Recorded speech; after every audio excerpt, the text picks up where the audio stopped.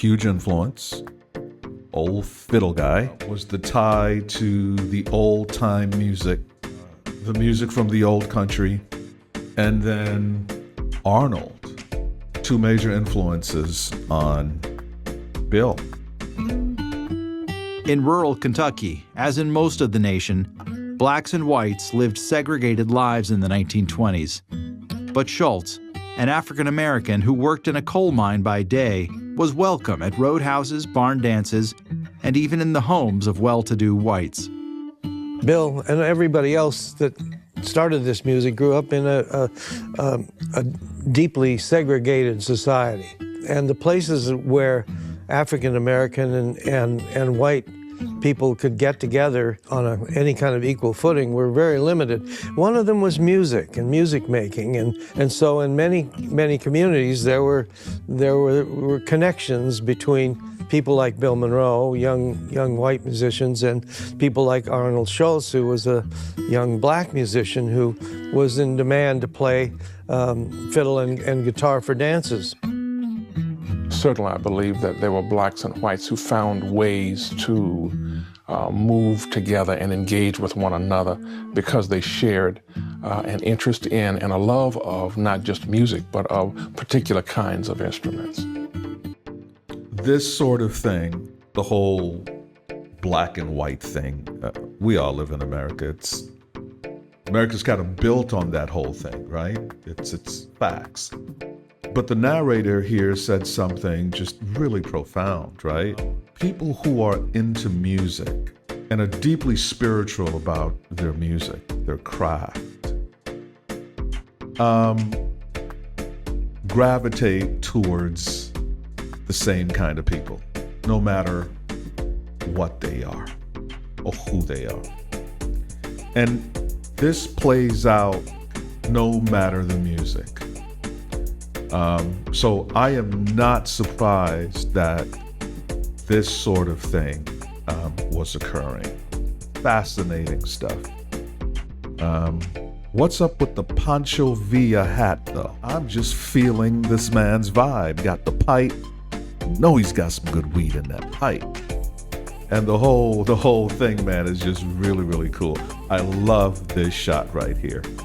Posing with the banjo and his homies. I'm feeling it. I think the fascination of music and the fascination of creating music and the fascination of the creative experience in being in the company of musicians. Preach on, brother. This man is preaching. I feel like I should reach into my pocket and put something in the offering plate. Can I get an amen? I think it's exciting in a way that many musicians took advantage of. That curiosity overwhelmed any cultural boundary that threatened to stand in its way. It's all about the music, man.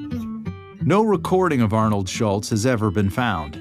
But even today, around Rosine, he's touted as the best anybody had ever heard, then or since. As an influence on Bill Monroe, Schultz is widely credited with putting the blues in bluegrass. Bill Monroe heard from Arnold Schultz, a different way of looking at harmony and music. We know that Monroe was influenced by black guitar players and black music.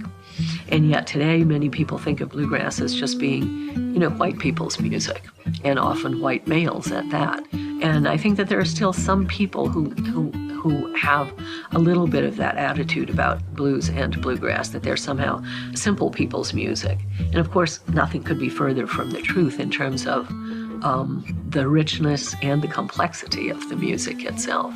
Something that makes me love bluegrass and old-time music so much are the voices that created it, that lent to it, that made it what it is. And I think we often, just in every part of life, can forget the roots of where things come from. Bill Monroe was barely 18 when he boarded a train in Rosine bound for Chicago. Like many other young rural Americans in the late 1920s, he sought a better living.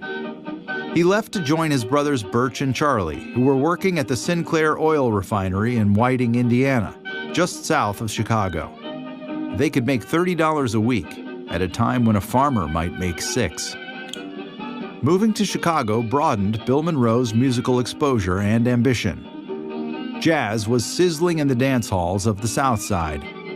Families that had come north looking for work in the steel mills, oil refineries, and factories brought their music with them. As the country fell into a great economic depression, there was nothing like music to take people's minds off their troubles. And music was easier to hear than ever, thanks to the fast-growing medium of radio, where live performances could be broadcast over the air for miles.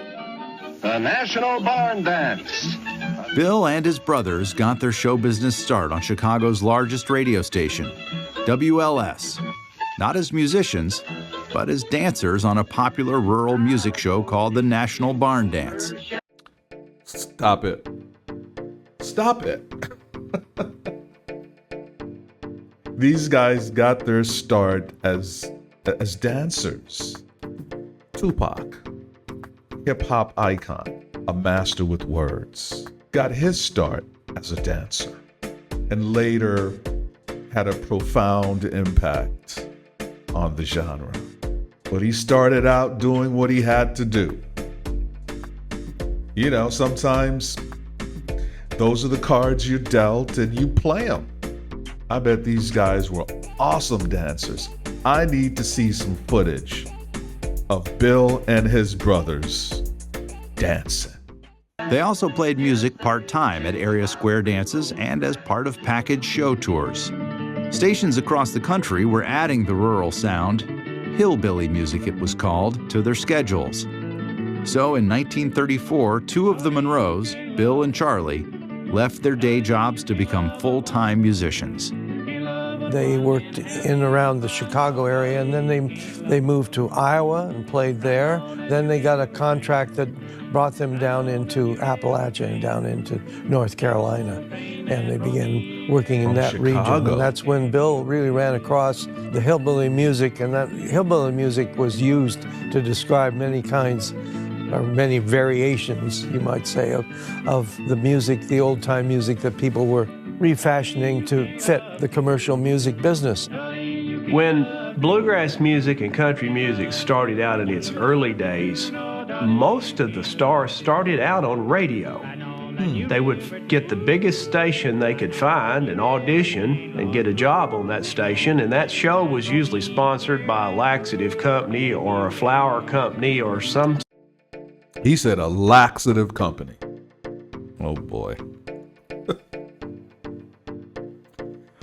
Sponsorship is sponsorship. By the way, I'm open to a laxative company to sponsor my Friday night live shows, which you should check out, by the way. We have a great time. Me, Mr. H, and Miss Nicole. We get together when we can on Friday nights. We hang out, we talk music, and I do some live reactions. It's a great time. You should check us out. I am doing a deep dive into bluegrass music. I'm learning out loud, learning with you as the audience. So far, fascinating. I am going to finish this documentary, and if YouTube will let me post this, I will. If they don't let me post it, I'll find another way and I'll let you know. But hopefully, you'll be seeing this really, really soon. Thank you so much for your support. I appreciate you. See you soon.